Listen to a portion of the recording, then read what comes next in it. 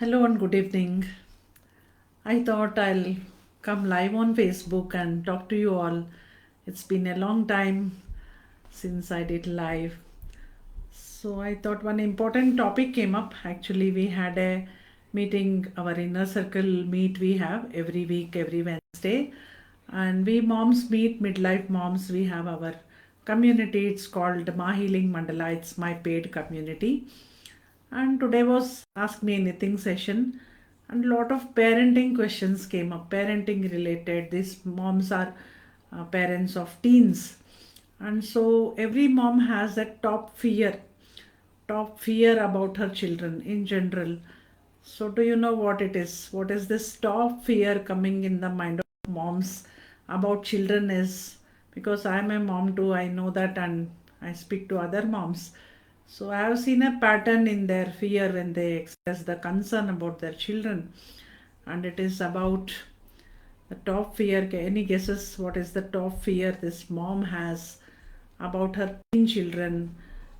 Because I'm talking to midlife moms, and mostly it is about the future of her kids. What will happen in the future?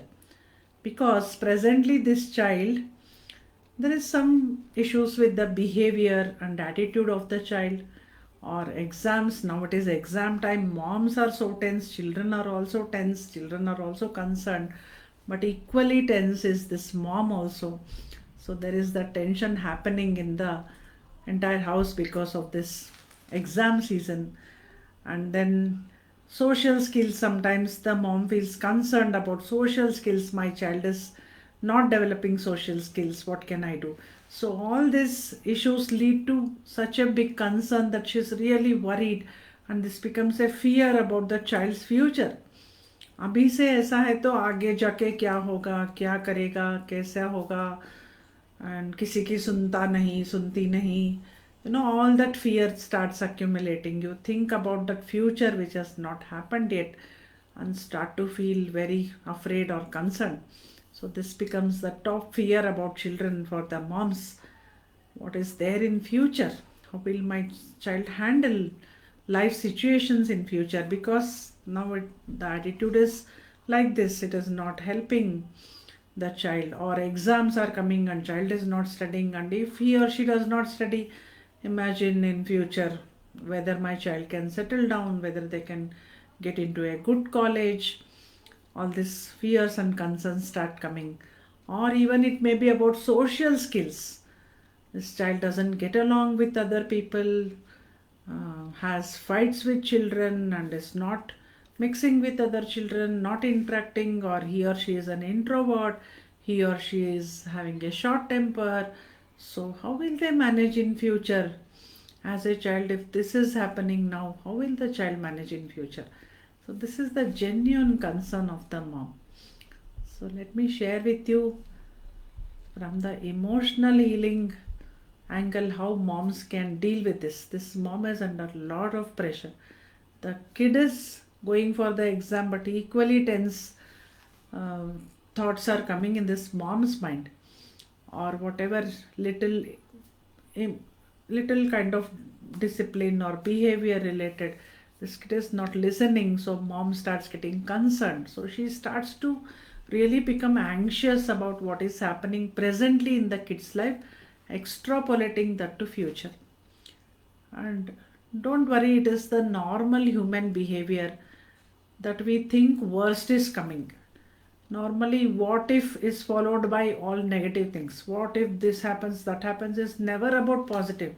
There is 50-50 chance of everything happening. In fact, we don't know anything. Uncertainty is uncertainty.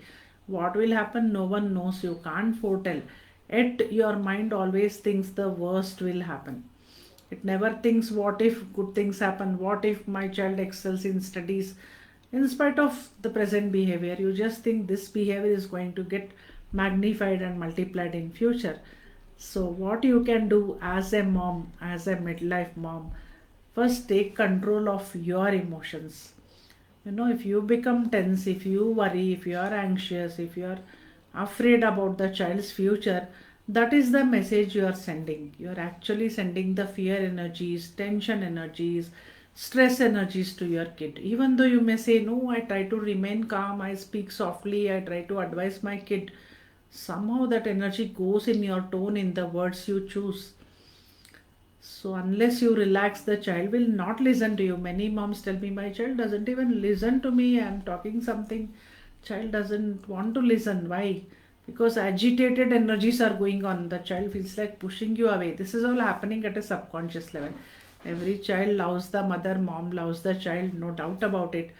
But these things are happening at the subconscious level because you're tense, you're sending that energy to the kid and child does not listen, or sometimes does the opposite. Whatever you say, child actually wants to do the opposite. If you ask him to study at that time, he won't study. So this is happening. So it is all because of the energies you are sending. So you have to relax, calm, and in a friendly way. When you say, the tone itself is different, the words will be different, at least there will be a smile on your face. The child will become more receptive. Child won't shut down and not listen to you. So talk to the child. The second tip I would give, the first one was about your energies. You have to calm down and have a friendly approach. Secondly, talk to the child, try to understand what is happening in their mind. You are thinking something, you are actually thinking about the child's future, but child doesn't have a clue. The child is thinking about something else. So what is happening in the child's thinking pattern, try to understand and try to guide the child in the proper way. Just sit and talk to your child. Become very curious. You can start a conversation instead of always ending with argument, or one person not agreeing to the other. Just have a conversation. Okay, I want to understand what is happening. Why do you don't want to study now? What is the problem? Are you not motivated, inspired? So how can I help you? Do you want me to wake you up in the morning? Do you want me to remind you? Any help can I do for you? Can I, when you read, I'll also sit with you. What help you need from me? You tell me. Or what is the problem? What is the issue? Or what is your thinking? How have you planned? You tell me. You are not listening to my plan, it's fine. I want to listen to your plan, your action plan, or your idea about the studies, in the case of example of study. So just sit and talk to your child. When there is no such incident, when you are fighting or arguing, just remove that incident, keep it away, and some other time sit with the child and just talk, like with a genuine feeling that I want to understand you. That is why I want to understand what is happening. That is why I want to talk to you. So the entire approach is different. So remove the tension and talk to the child, have a conversation, try to understand what is the thinking pattern of the child, so that you can handle it in a diplomatic way. Once you come to know what is the child's thinking and your thinking, both are obviously not matching, then you can gently guide the child. So that leads me to the third important guidance which I'll share with you, which is, you have to show them a bigger goal or vision. You have to actually show them a bigger goal or vision, what you have for them. What you are seeing, the child is not seeing.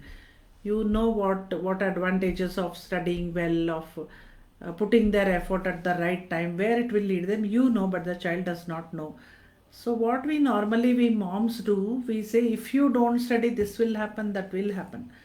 So if you don't study, you will lose marks, then you will repent, then you will understand why I told you, now you are not following. Everything is negative. The problems are highlighted. So instead of highlighting the problems, you need to mention as a mom, if you study, this will happen. And this is the dream I have for you. This is the vision I have for you. And tell them, I believe in you. Just tell them, I believe in you. I know you are capable. That is why I have big dreams for you. This is my intention and my wish for you. So just talk only positive. Don't say, if you don't study, this will happen. If you don't do this, this will happen. If you focus on sports, then you will lose marks in studies. Instead, tell them, keep your sports, practice going, but devote time for the studies, because this is what I want from you about the studies. So tell them, I believe in you, repeatedly. This has to be told repeatedly, even though it is simple advice. It should not seem like nagging, pestering. Generally, children don't listen also. So make it very brief. Don't make it very big advice. because they don't have the patience to listen, but the message has to go through. So I know you will study and achieve progress. This is what I am expecting, and I know you will do it. So keep it very brief and to the point, and repeated advice will help. So keep it brief, but repeatedly tell the child every once in a while, this is what I want for you, this is my dream, this is my vision, and I know you can do it, I believe you. This will go to their subconscious if you repeat. So these are the tips I wanted to share with you. With mothers, first of all, don't be tense, because tension energies will go to kids also. And secondly, talk to the child, be curious, understand their thinking patterns. And thirdly, repeatedly convey your vision to them rather than highlighting the negatives. If they don't do something, what bad will happen? Instead of that, if they do something, what good results can they expect in future?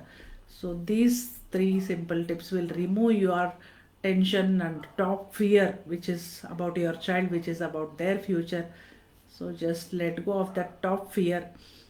And I'll be taking a free masterclass for moms. I'll leave a link below. Do register and join, where I'll be sharing more about emotional healing for midlife moms. Thank you all for watching. See you. Take care. Bye.